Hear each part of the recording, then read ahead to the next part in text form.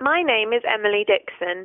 I am an MA Medieval Studies student at the University of Exeter. I would like to talk about the Exeter puzzle jug. This artifact captivated me as a child growing up in Exeter, and its story is fascinating. The Exeter puzzle jug is the earliest known medieval puzzle jug. It is an exceptional polychrome jug produced in around 1300 in Saintonge, a small southwesterly region on France's Atlantic coast, and an area famed for its widely exported pottery. The jug would perhaps have been imported with wine. The potter who produced it was probably a master of his trade, and the vessel may have been specially made as a kind of tribute for his master, because it was expected of potters to regularly offer really fine pieces of work to their overlords in feudal times. The jug was discovered in a fragmented condition in the drain of a house on a building site in South Street, Exeter, in 1899.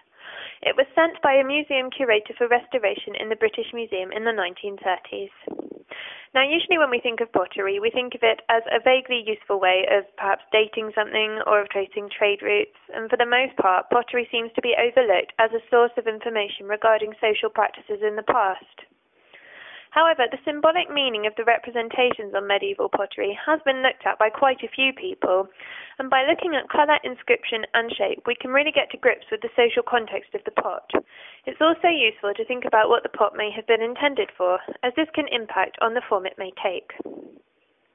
Puzzle jugs are so named because they were made as trick jugs which poured their contents over the unsuspecting drinker.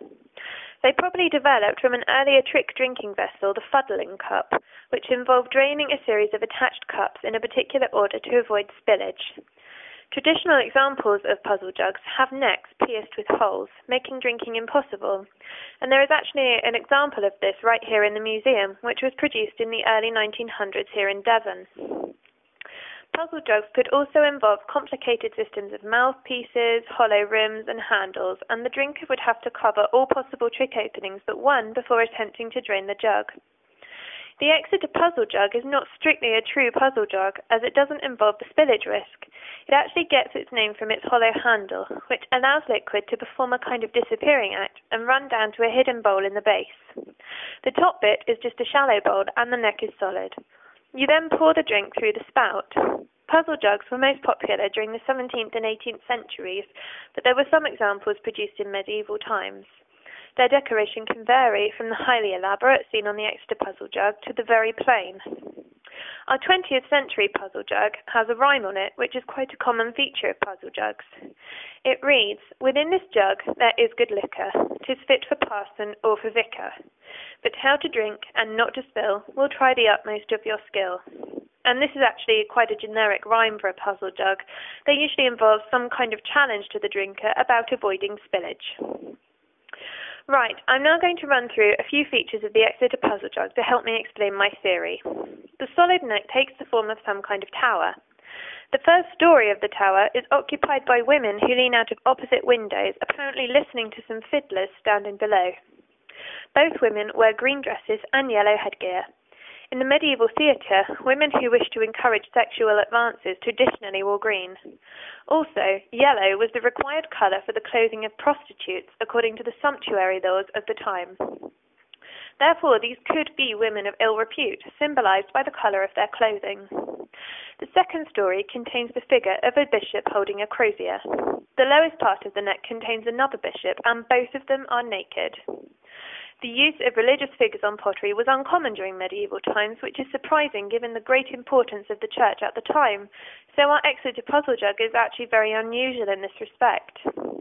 During the 12th and 13th centuries, the clergy were regulated by repeated prescriptions on dress, which were to separate them from the rest of society.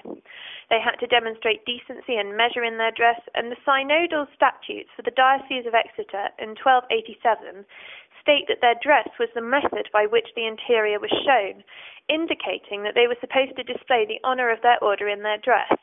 Now, the potter who decorated the Exeter puzzle jug appears to be satirising this idea hugely. Not only are the bishops naked, showing zero honour and decency, but they also appear to be listening to musicians and watching the two women wearing colours symbolic of women of ill repute, thus displaying very loose moral values.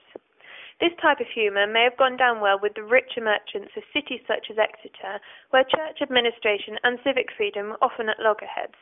It probably wasn't really anti-clericalist, it was probably just a bit of a joke. Pottery was often purchased specifically for feasts, and decorations on some pottery may relate directly to the feasting. Music would have had an important part to play in a feast, perhaps announcing the entry of the different courses. And this may explain the depiction of fiddle players on the Exeter puzzle jug, as a reflection of the general party atmosphere in which the jug would have been used. The bright colours and the donkey head spout continue the carnival theme. We must also bear in mind that this jug is of superb quality and skill, with a complicated and unusual trick mechanism, whose only function can have been to amuse onlookers by causing wine to disappear. It would have been a fantastic showpiece to impress guests with. The pot is beautiful and the decoration satirical, a high-status vessel which is still very entertaining.